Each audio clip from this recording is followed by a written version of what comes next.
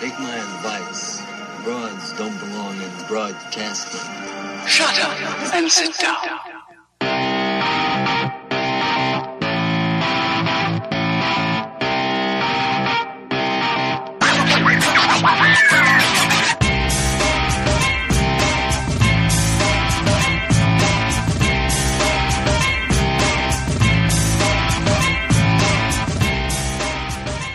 All right.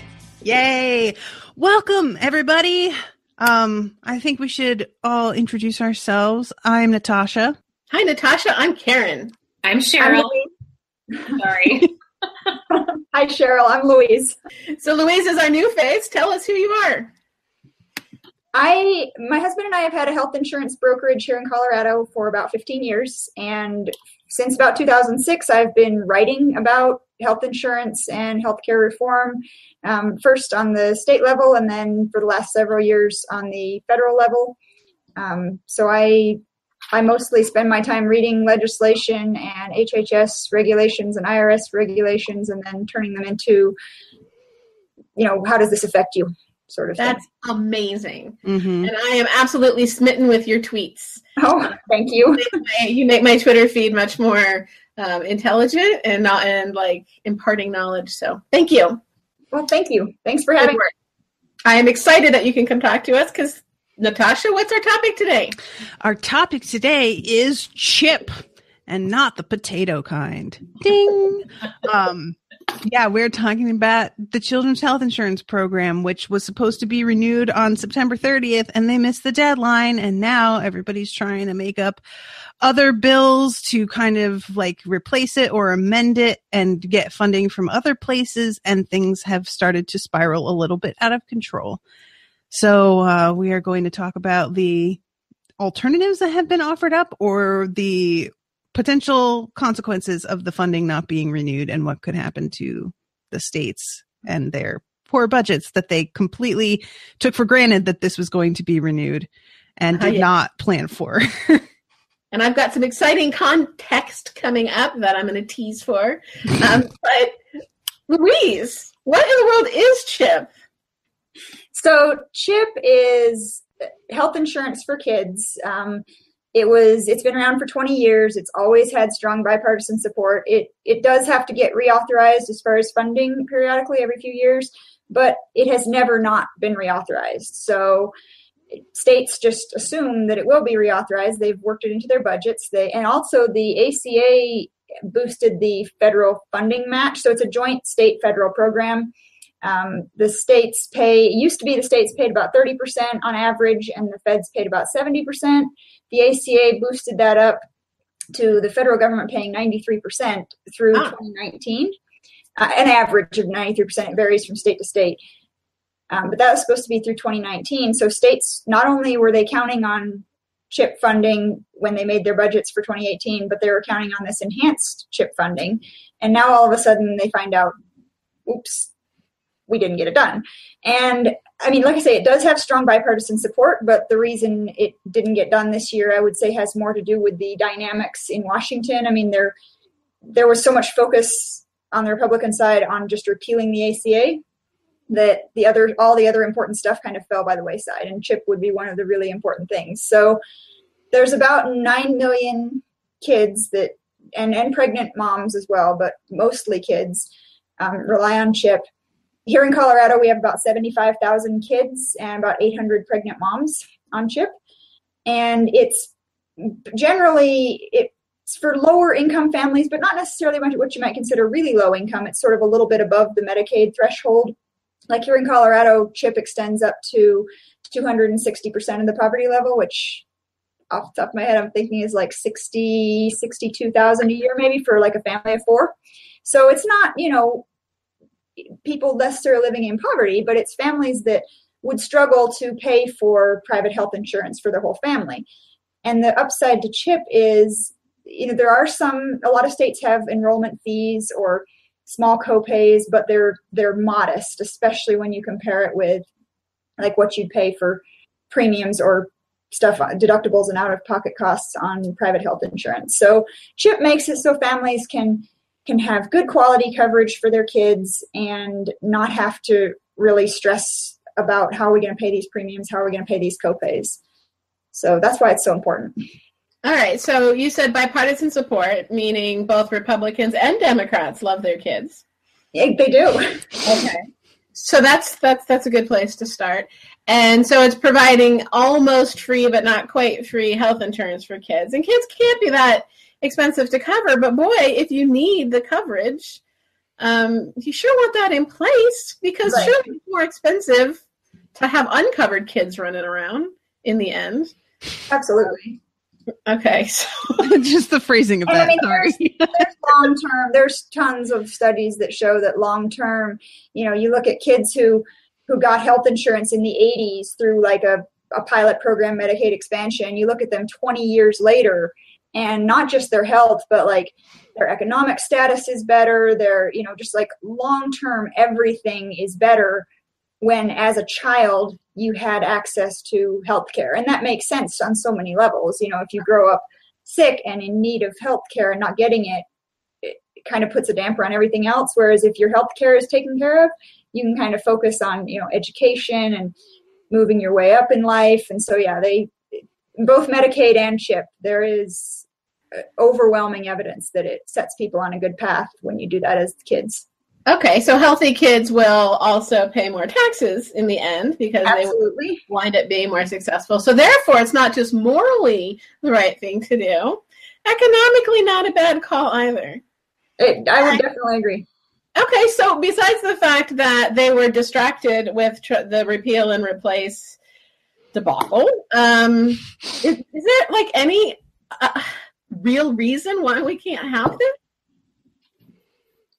Well, I mean, okay, an example would be Democrats wanted to tie in CHIP reauthorization with cost sharing reduction funding, which stabilizes the individual health insurance markets.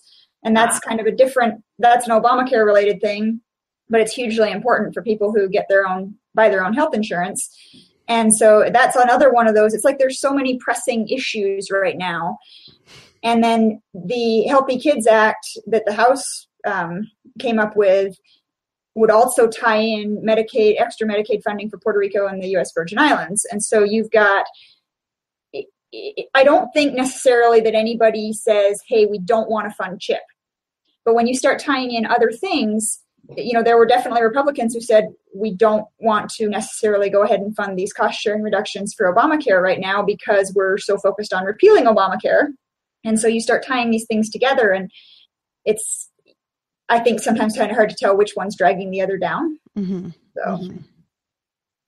All right. Well, you mentioned Healthy Kids, and Natasha and I were talking the other day. So the Senate version is Senate Bill 1827. It's the Keep Insurance Dependable and Secure. Keep Insurance Dependable and Secure. Kids, it's an acronym, because they love to do that, right? So then the House version, all right, ready? Settle in. Helping ensure access for little ones, toddlers, and hopeful youth by keeping insurance delivery stable Act. That's Healthy Kids. I hate it so much. Healthy Kids. So written out, does that take up like half a page? Yeah, just the title. Yeah. And they had to resort to little ones. So then that had me go off and look at HR 2884, which is the Covfefe Act. They actually managed to spell out Covfefe. And then famously HR 1711, the Mar-a-Lago Act, which was about making the logs legally transparent. They managed to spell out Mar-a-Lago. Just good times. They're fun. Is there one yet that spells out effing moron? I mean, do they have like a whole separate department just dedicated to acronyms? Like, I feel like that's something that people should be paid specifically for, and somebody should be getting maybe put on probation for the Healthy Kids one, because that feels like. You saw all the resignation letters that came out when Trump, after Charlottesville, all spelled impeach if you read the first word or the first letter down every paragraph. Mm-hmm. But I digress. I feel like maybe I digressed a little bit. Yeah, you know. Yeah. Okay, so Louise, I have another theory, so you can shoot me down because this is maybe a little conspiracy. This is what Hillary Clinton was taking credit for on the campaign trail when she said she got lots of children insurance, right? It was helping get the chip. Okay, so is that like part of the... No? All right. I don't know. Okay, so here's the deal with Trump. I don't know that he necessarily understands any of this. I mean, yesterday, didn't he have Henry Kissinger in there was saying this guy is facing this huge rate increase, so therefore we need to fix Obamacare. And I mean, the guy's 94. He's on Medicare. This has nothing to do with Obamacare. So I couldn't actually say whether Trump knows the difference between CHIP and Obamacare, or that he knows that Obamacare enhanced the funding for CHIP. My guess is no. Yeah. Okay, fair enough. I would guess that he doesn't know. I would say, I mean, possibly. And there's been so much, I don't know, just political fighting about healthcare this summer that maybe it's all just like, it all just falls in the same, gets swept into the same dustpan. But I would doubt that he knows enough about it to like be connecting all those dots. But okay. But maybe you're right. Maybe this is just like his long con. Another personal vendetta. But the big thing I think is that this was just the priority for both Trump and Republicans in Congress this summer was repeal the ACA. And I mean, we had a bipartisan stabilization solution on the table in September that Mitch McConnell pulled off the table in September and said, no, we're going to go, focus 100% on repeal. And so I don't know that it was necessarily an attempt to shoot down CHIP reauthorization as much as an attempt to try to push through ACA repeal, and everything else just fell by the wayside. So children were innocent bystanders. Yes. Sad. All right. But this can all still be fixed. Yes.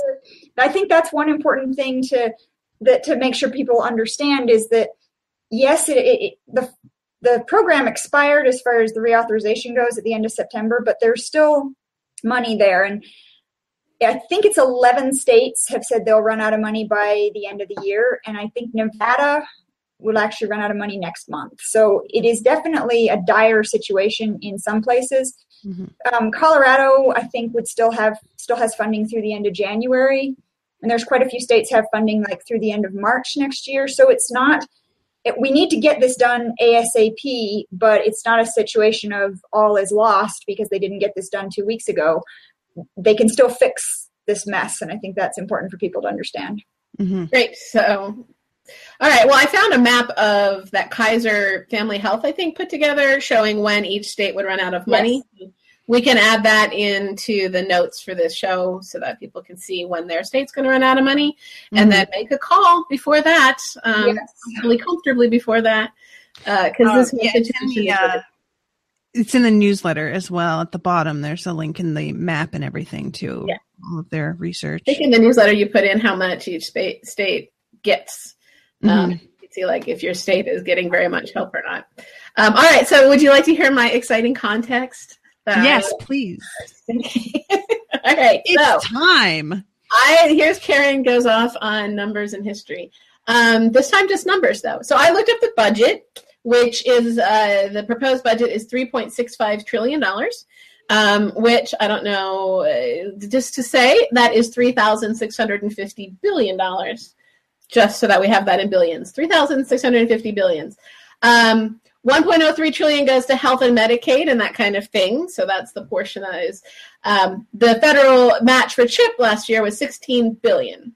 Okay, so out of the 3,650. All right, which is 0.4% of the budget. So for an average family making $50,000, according to the numbers I found, that would be about $24 that they would end up giving to CHIP over a year. So that's how much taxes you're spending to help out kids, and you get it back because then we don't spend money in other places. So for context, here we go. You spend $825 on national defense. Hey, Sarah. Sarah's here. You spend $385 paying interest on our national debt. So that's your minimum credit card payment that we all get to make every year, as compared to just the $24, which we get Healthy Kids for, instead of nothing, except for getting our credit card taken away. Okay, so there we go. That was my numbers. That was the exciting numbers part of the day. Nice. I think that's great as far as putting it in context of, that overall this is not, the states aren't asking for the moon here in terms of getting this funding reauthorized. Exactly, but it's not nothing. I was expecting it to be nothing. So it's small, but not negligible. No, it's not nothing. Small but mighty. Yes, but yet mighty.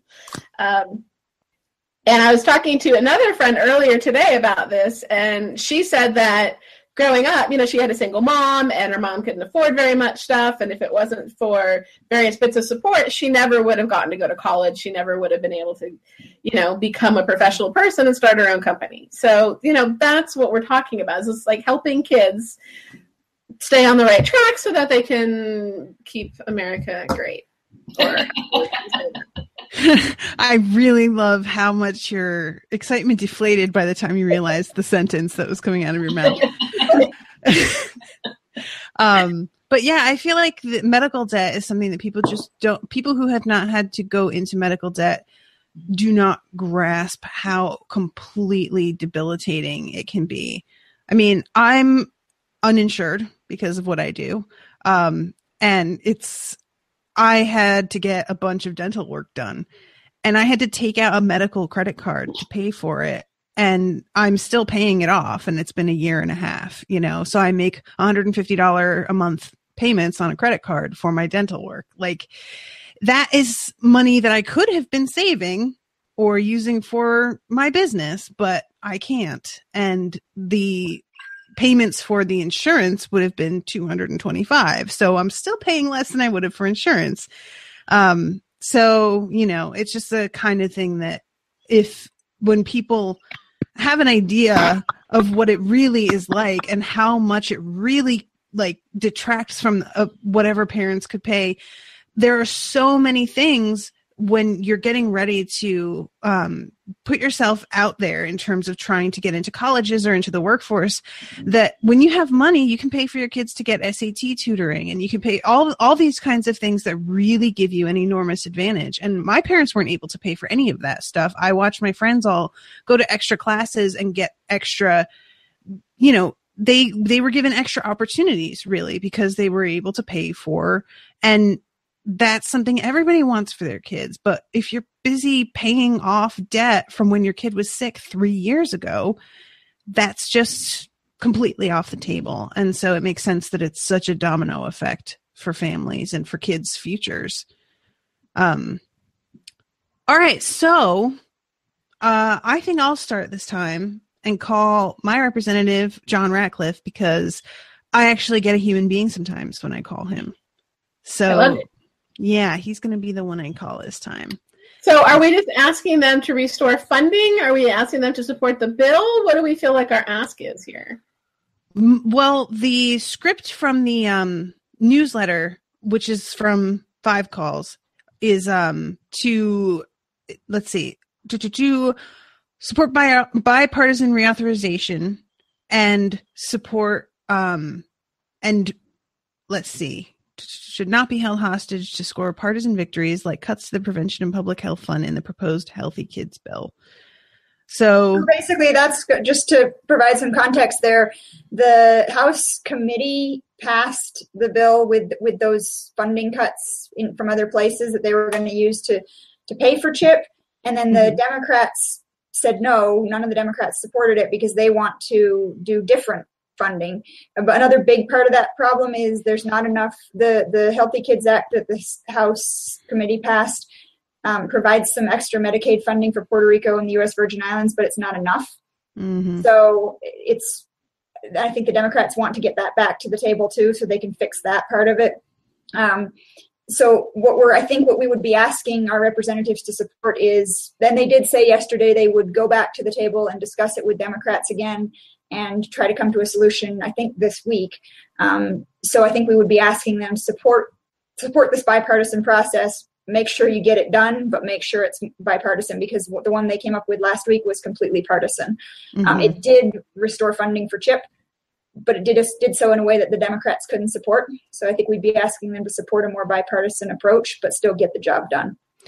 Yeah, it seems like there's, because I'm not sure that this is the case, but this is what it feels like to me, that they created a second bill with a really similar name to be purposefully confusing to people who might not be completely up to date with the information, because the Kids Act is the one that had bipartisan support. And then the GOP created Healthy Kids Act, which, you know, if I'm casually informed, I would completely get those confused in a second. And it would be really frustrating to me. Like, I would probably call and support maybe the wrong bill if I were some, you know, so. Did you say the template that you had was telling people to urge them to support bipartisan reauthorization? Is that the word they're using? I'll read it to you verbatim. I'm calling to urge Representative Blank to support bipartisan reauthorization of the Children's Health Insurance Program. Millions of children rely on this funding for insurance, and its reauthorization should not be held hostage to score partisan victories like cuts to the Prevention and Public Health Fund in the proposed Healthy Kids bill, which is the GOP one. And that's the full script from 5 calls. Does that seem right? Yeah, that definitely. I think they're basically saying don't go with what the House committee came up with last week, because it cuts the ACA prevention fund. It does some other things too that actually I don't think people would really disapprove of, like making people who make more than $500,000 a year have to pay more for their Medicare. You know, I don't think anybody's going to feel too sad about that one. I mean, there are definitely concerns that Medicare we shouldn't add more means testing to Medicare, because when you means test a program, then not everybody's equally invested in it. Mm-hmm. So there is, even that, it has its own controversy, but for the most part, I think the concern is cutting that public health and prevention fund, and then the funding for Medicaid in Puerto Rico and the Virgin Islands. So yeah, I think, if people just need to know that they just need to urge their representatives to support bipartisan CHIP reauthorization. That's the key point there. If they forget, like, healthy kids, it needs to be bipartisan CHIP reauthorization. Yeah, this is a good one to leave all of the games behind and just hero out away and collaborate. Okay, so Louise, one more question. How many kids did you say rely on it in Colorado? Because I'll be calling my Colorado person. In Colorado, I think it's about 75,000 kids and about 800 pregnant moms. Okay. Wow. Perfect. Thank you. All right, Natasha, take it away. Let's do this. All right.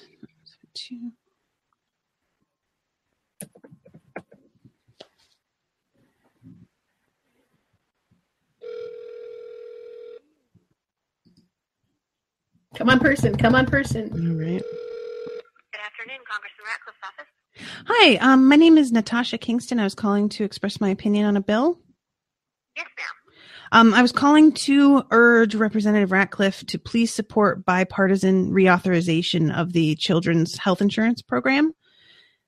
We have millions of children that are relying on this for insurance, and its reauthorization should not be held hostage to score partisan victories like cuts to prevention and public health funds in the proposed Healthy Kids bill.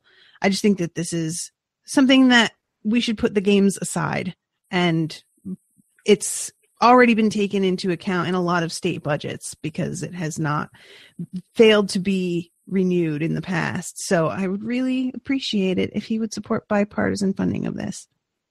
Sure, okay. And is your address 915 Ray Drive in Denison? It is. Okay, great. I will send this on to the DC office and ask that you receive a response. Great. Thank you so much. I appreciate it. You're welcome. Have a nice day. You too. Bye-bye. How did I know that? They remembered me. They seriously have your number. Wow. If she wasn't so nice with the Texas accent, that would have sounded like a threat. I'll make sure you get a response. By the way, I know where you live. But, I have never, in all the times I've called, I have never had them ask for my address, and especially not just have it already in their system. They always ask for a zip code, but I've never had them ask for an address. I'm on his mailing list also, and all over his Facebook feed. So I'm, probably on some kind of watch list. That was a nice call. That was fine. That felt much better than usual. I will say I feel like I was actually heard this week, so that's lovely. That is excellent. All right, so in Colorado, both of my senators are sponsors of the KIDS Act in the Senate.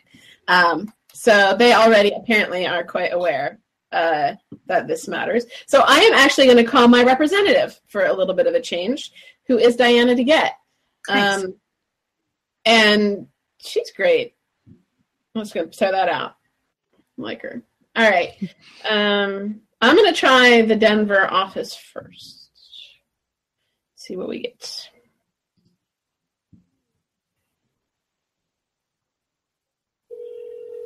Well, that's not very loud, is it? I can hear it fine, though. Congresswoman DeGette's office, how may I help you? Hi, good afternoon. I was calling about a bill, if that's okay. Sure, how can I help you? Great. My name is Karen Suhaka, and I'm a voter from Denver. My zip code is 80203. Do you need anything else from me? No, just what okay. Would you like to leave? I would like to urge Representative DeGette to support bipartisan reauthorization of the Children's Health Insurance Program. 97% of kids in Colorado currently have health insurance, which is almost good enough, but 75,000 of them rely on CHIP. So Colorado funding for CHIP is projected to run out in the first quarter of next year, so we need to get this addressed and fixed. So hopefully you can find a bipartisan way to reauthorize the funding so that we can get this done before the state funding runs out. So I don't know the answer, but hopefully you guys can work together and figure out where the funding is going to come from. All right, and she is on it. That's something she's very passionate about, and she is working to see what she can do. Music to my ears. Thank you so much. All right, you're welcome. All right, bye-bye. Okay, bye-bye. Yay! Yay! Sounded sincere. So my strategy, I'm always calling Republicans, and so, Michael Bennett never gets a call from me, but Cory Gardner gets a lot of calls from me. So my representative is Jared Polis, and I that you just gave me an idea there. I should probably call him more often, or at least say thank you. Sometimes we call and say thank you. Often we call and yell at Cory Gardner. Last week we called about gun control, and Bennett has sort of a spotty record, so I felt like that was a good one. And the guy on the phone admitted that they weren't quite sure what they were going to do, so that was good, I think. But I see your point. Obviously, we do call our Republicans more, but it is nice to be able to say thank you once in a while too if your representative is good. It's nice to be able to say thank you when your representative sucks, too. Oh, yeah, you're Cornyn. Yeah, every now and then Cornyn does the right thing. Once in a blue moon. Right. Never Ted Cruz, though. Never. Yeah. I cannot know what a bill is about at all, and I hear his stance, and I'm like, well, clearly I don't agree with him. I don't know what that is about, but... That's no way to be. True as it might be. All right, Cheryl, what do you got for us? I'm going to call my Senator Roy Blunt. Perfect. Yes, and I'm going to keep it short and sweet because I think this is pretty straightforward. Thanks to your message, I just did a double check and I didn't see him listed as a co-sponsor. I hadn't thought to do that before, so thank you. Look at the show doing stuff. I know.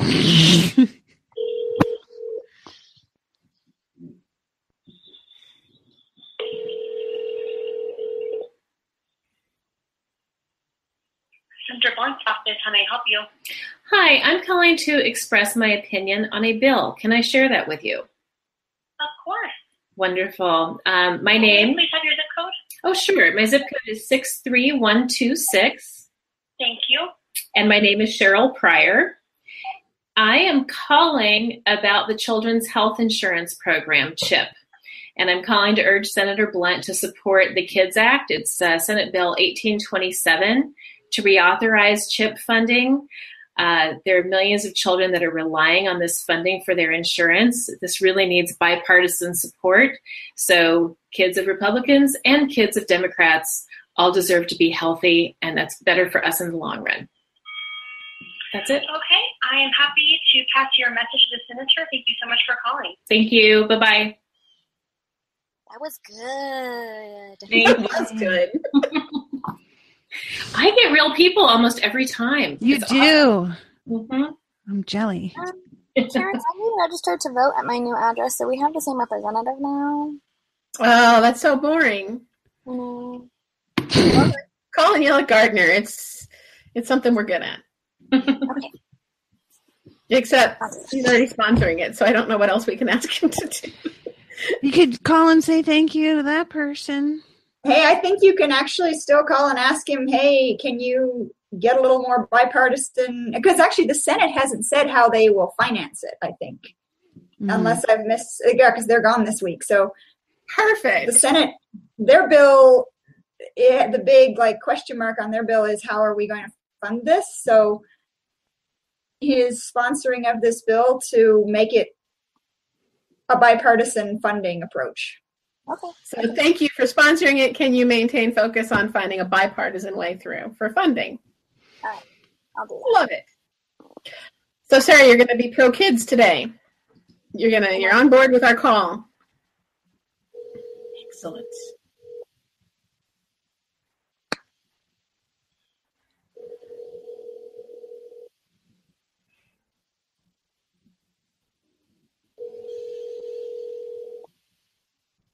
Corey Gardner's voicemail. This is the Colorado office. Doesn't matter.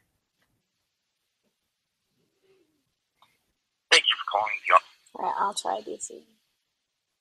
Louise says his Yuma office sometimes answers. I do. I have the best luck with his Yuma office. I don't have that number handy though.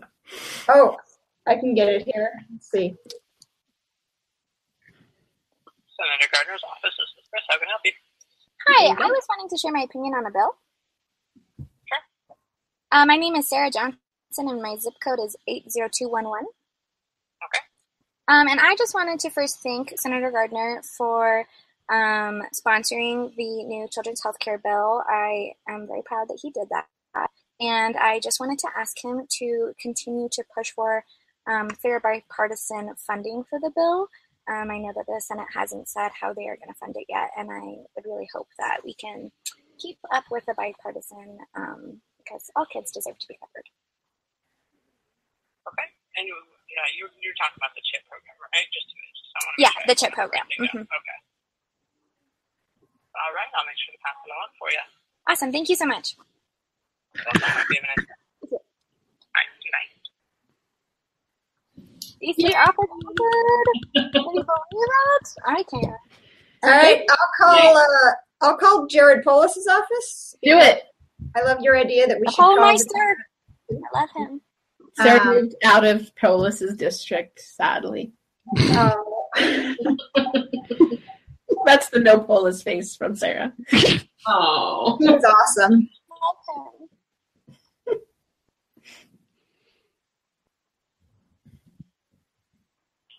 I'm also becoming a lobster in my car right now. Hi, my name is Louise Norris. I live in Wellington, Colorado. My zip code is 80549.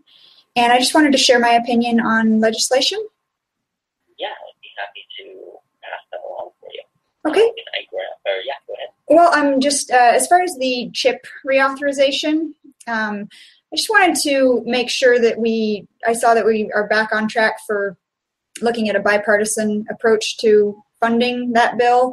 And so I just wanted to really encourage Representative Polis to work on that bipartisan approach and just make sure that one way or another we get it done, that CHIP reauthorization happens. There's just too many kids in Colorado who rely on that program and families that rely on that program. We need to make sure we fund it so we don't run out of money.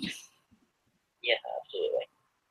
I'm happy to make sure, and I know it's something that's a priority of ours as well. Okay, that's great. there anything else you'd like me to pass along today? No, just thank Representative Polis for his service to us. We appreciate it. No problem. Thank you for taking the time to give us a call. Thank you. Bye-bye. How did it feel to be positive? It's good. I've made so many calls. I've made so many calls to Cory Gardner's office this year. Since about January, I feel like I've been calling, honestly, like 2 or 3 times a week. So that was good. That's the first time I've called Representative Polis all year. So I'm very glad you gave me the reminder there that we need to do that too. Yay. All right. So from the whole team, I'd like to say future generations, you're welcome. And go eat an apple. That is going to be our new tagline for the broadcast. Is just future generations, you're welcome. With a winky. We're doing our best. All right. Thank you, ladies. Thank you, everybody, so much for joining us. Thank you, Elise, for being here. Help. Thank you. Bye. Bye. Bye.